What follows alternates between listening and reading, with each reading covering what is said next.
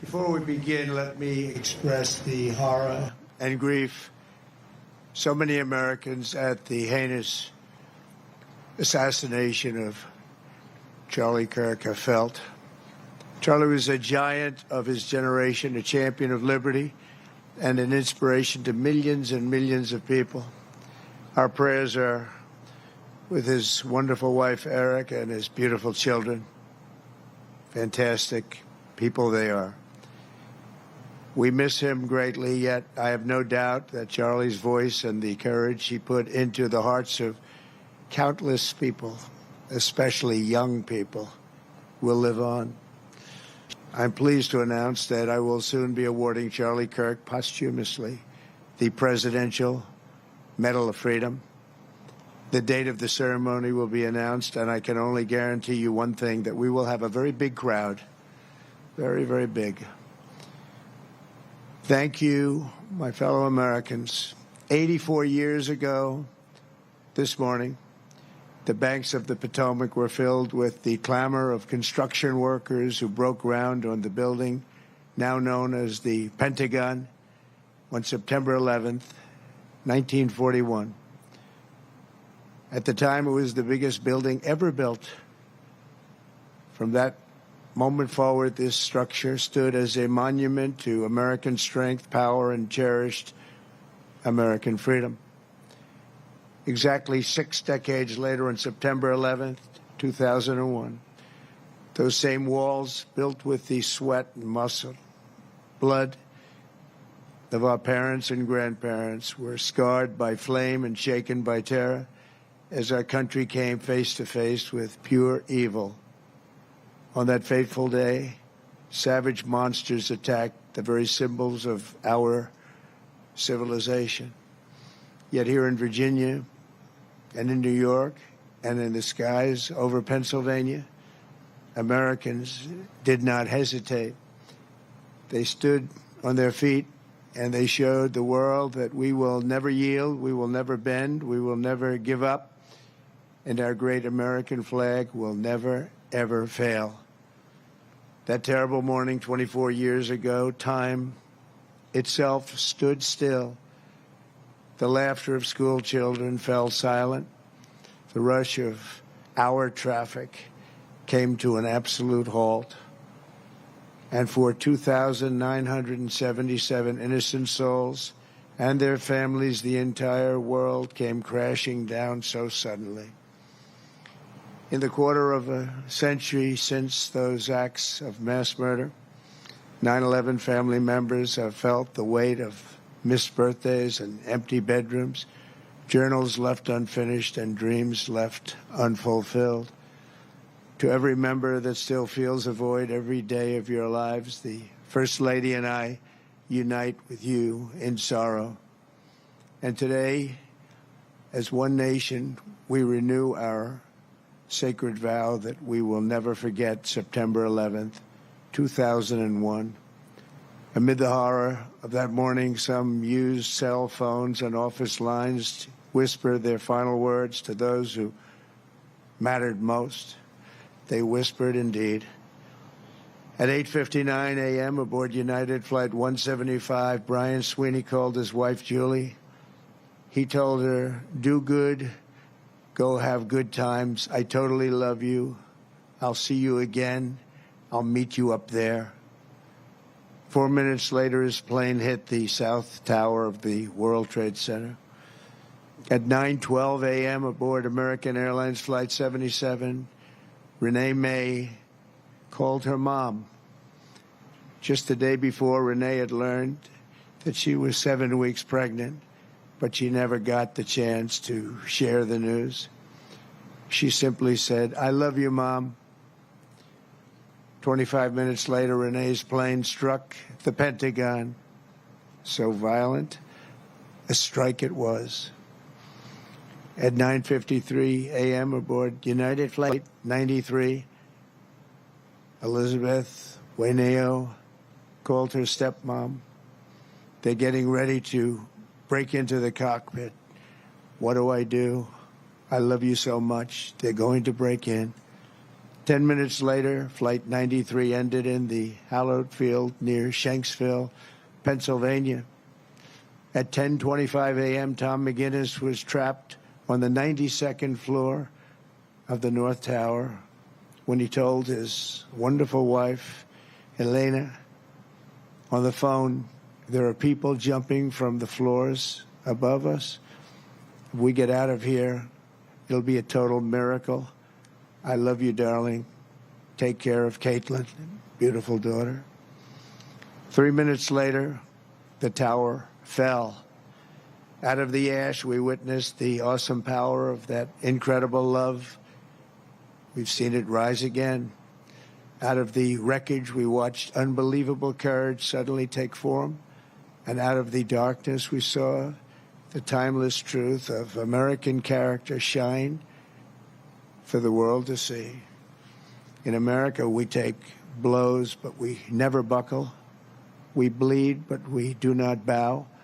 And we defy the fear, endure the flames, and emerge from the crucible of every hardship stronger, prouder, and greater than ever before. Last year, we were a dead country. Now we have the hottest country anywhere in the world. In New York, there were heroes like Chuck Costello, a 46-year-old elevator mechanic and a member of the Knights of Columbus. He selflessly ran into the World Trade Center to free people trapped in the elevators. His body was not found until the following January, deep under the debris. While going through his belongings, Chuck's widow, Mary, a phenomenal woman, discovered a personal prayer written in his own words, "Help me to light the way for those in the dark, and when I enter the darkness, let me not panic, but patiently wait to remember the light." Beautiful words. When the time came, Chuck ran boldly into the darkness of hell on earth, and now he shines in the light of heaven above. We remember him this morning. That day we learned that the American heroic spirit was all around us. We saw it in the police officers, the great firefighters, the service members here at the Pentagon, and in the hearts of every American who answered history's call. One such hero was Army Sergeant First Class Steve Workman, who was on the edge of the impact zone when this incredible Pentagon was hit. He was right there. After leading hundreds of people to escape routes, Steve turned back and plunged into the inferno itself. Pushing through the debris, he came upon a severely burned Navy lieutenant, the only survivor from the Navy Command Center. Only one. The wounded lieutenant looked into Steve's soul and said, "Don't let me die." Steve replied, "I won't. I've got you. Just hang on."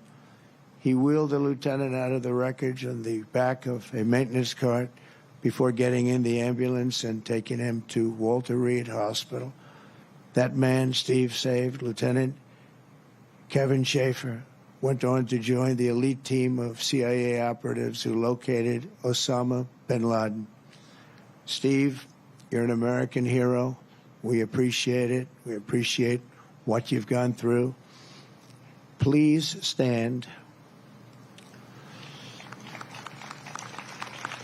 Please stand. Where are you? Oh, good-looking man. You're a good-looking guy. You remember that day. You remember that day. Good. Thank you very much, Steve. That was something. That was something. In the years that followed, America's warriors avenged our fallen and sent an unmistakable message to every enemy around the world. If you attack the United States of America, we will hunt you down and we will find you. We'll go all over this sometimes magnificent earth. We will crush you without mercy and we will triumph without question. That's why we named the former Department of Defense the Department of War. It will be different. We won the First World War. We won the Second World War. We won everything before that and in between. And then we decided to change the name.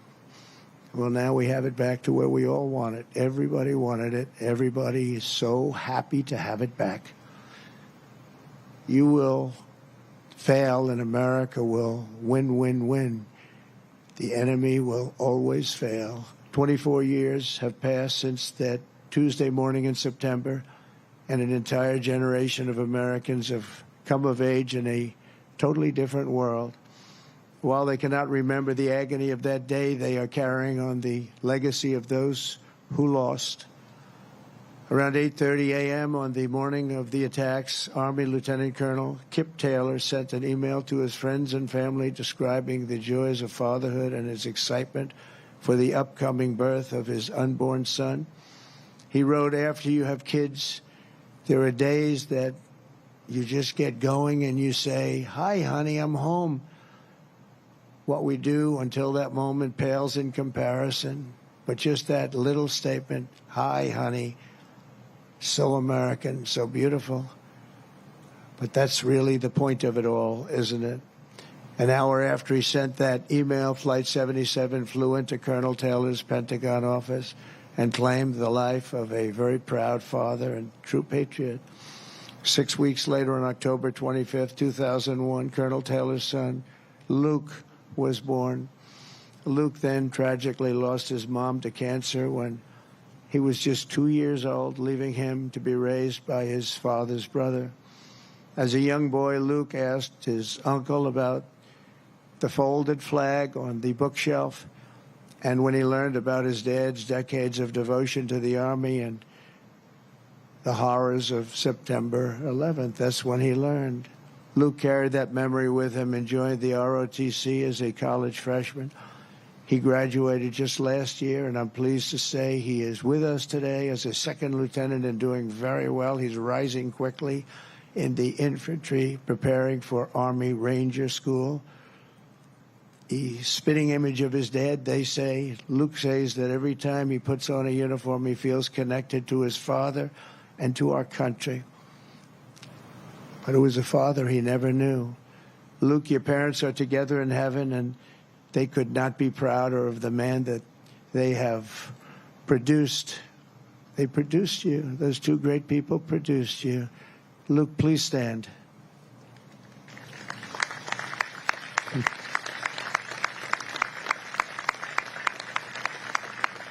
Thank you.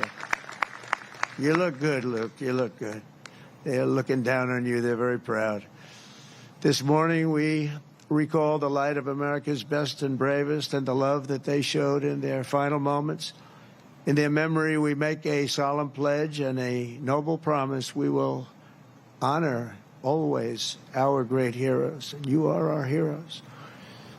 There's a group of people that don't want to talk about our heroes, but we will always talk about our heroes. And that's the way our country is, and that's the way the people feel. We will defend the nation they served, the values they upheld, and the freedom for which they died. We will support our troops, we will protect our families, and we will preserve the American way of life for every future generation. We will build taller, grow stronger, fight harder, and soar higher. And together we will go forward as one people with one heart, one fate, one flag, and one glorious destiny under Almighty God. May God bless the memories of those who died and the heroes who fought and the soldiers who still stand watch. May God bless the United States of America. Thank you very much. Thank you. Thank you.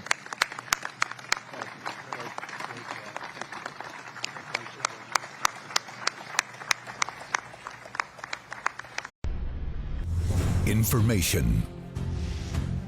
Truth is freedom. Is Newsmax.